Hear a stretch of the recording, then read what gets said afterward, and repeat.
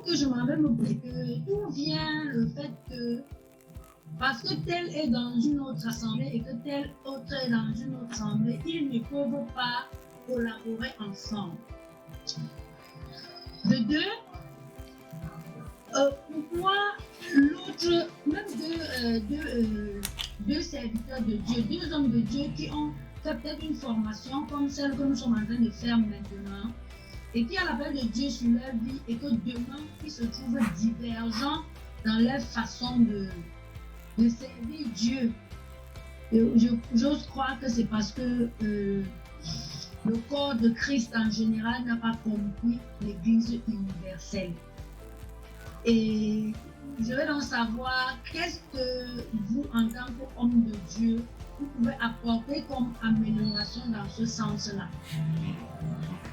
Merci beaucoup Alice, ta question elle est très profonde et je vais essayer d'y répondre. Donc l'Église universelle, c'est l'Église qui est définie dans 1 Corinthiens chapitre 1 versets 2 à 3. Ensemble des chrétiens, des enfants de Dieu qui ont donné leur vie à Jésus et qui avancent avec le Seigneur. Ça c'est important.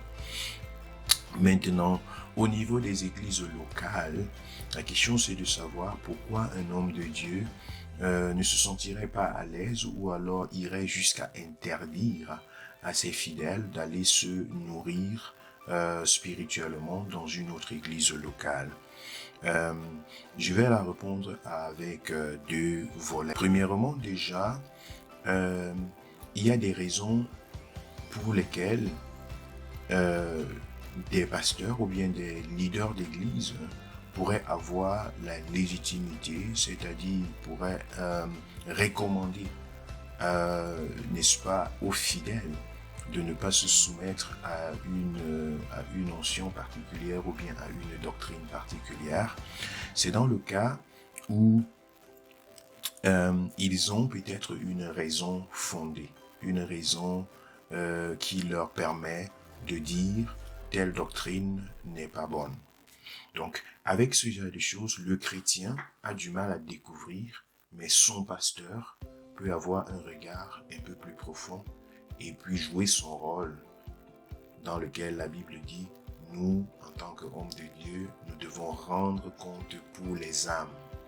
Donc, ça, c'est à ce niveau-là que je peux soutenir un homme de Dieu qui, pour cette raison-là, n'est-ce pas, mettrait les fidèles peut-être en garde. Mais si la raison est plutôt autre, que c'est peut-être un complexe ou bien quoi, ça c'est autre chose. Mais si c'est vraiment dans le sens de veiller sur l'âme,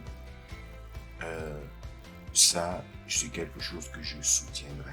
Et je pense aussi qu'une maman qui a son enfant de 6 ans, 9 ans, 10 ans, voudrait bien savoir qu'est-ce que l'enfant a mangé. Si l'enfant, n'est-ce pas, est nourri par toutes les mamans du quartier, quand l'enfant aura des indigestions, des vers dans le ventre, la maman aura du mal à savoir qu'est-ce qui dérange l'enfant. Donc une maman voudrait bien veiller sur la nourriture que son enfant mange. Ça lui donne un peu plus de tranquillité.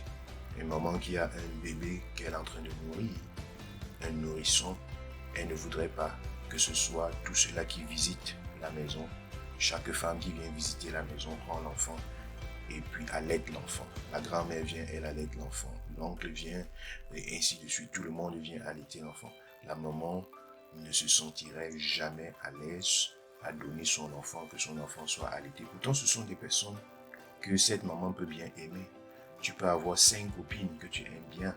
Elles vont te visiter à la maison, mais tu ne vas pas donner ton enfant à ces 5 copines-là, que chacun puisse allaiter ton enfant. Pourquoi? Parce que tu veux atteindre, et c'est tu sais, la lignée de son éducation, de l'alimentation que tu voudrais lui assurer.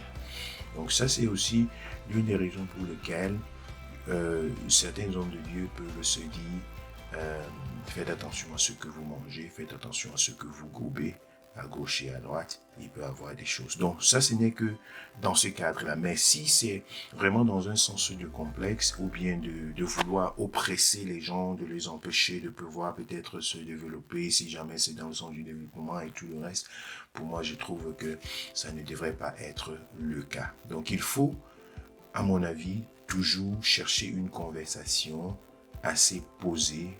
Papa, pasteur, regarde, tu as dit on ne fait pas ceci, on ne fait pas cela, mais quelles sont tes raisons? Pourquoi est-ce que tu dis ça? Quel est le danger que je cours en allant à tel niveau, à tel niveau? Dis-moi un peu.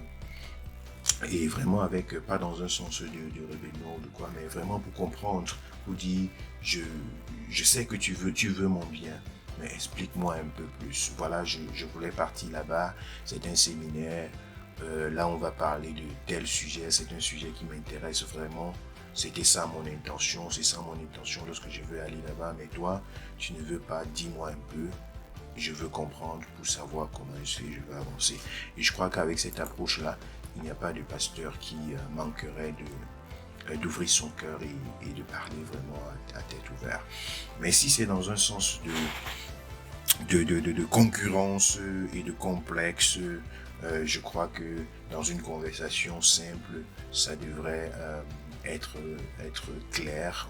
On pourrait discerner cela et pouvoir prendre ses résolutions personnelles.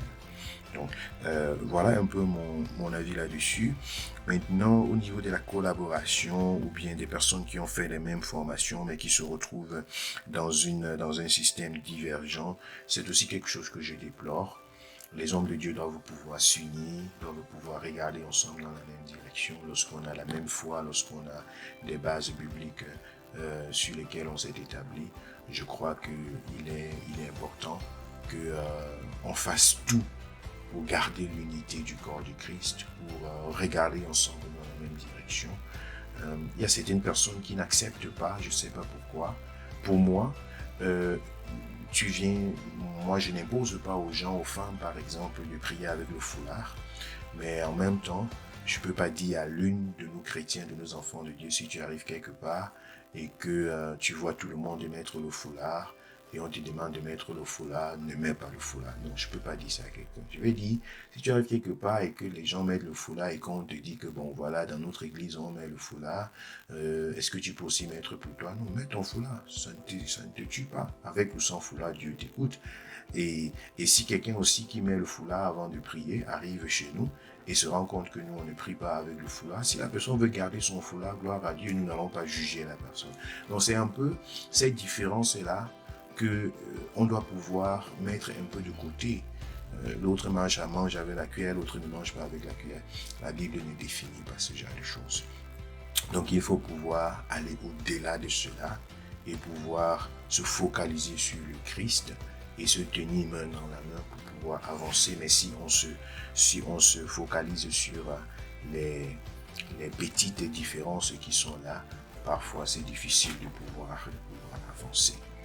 Voilà. Donc ça, ce sont les prescriptions que je voulais vous donner. Et j'espère, Alice, que j'ai répondu à ta question de façon détaillée et que les autres ont été également éclairés.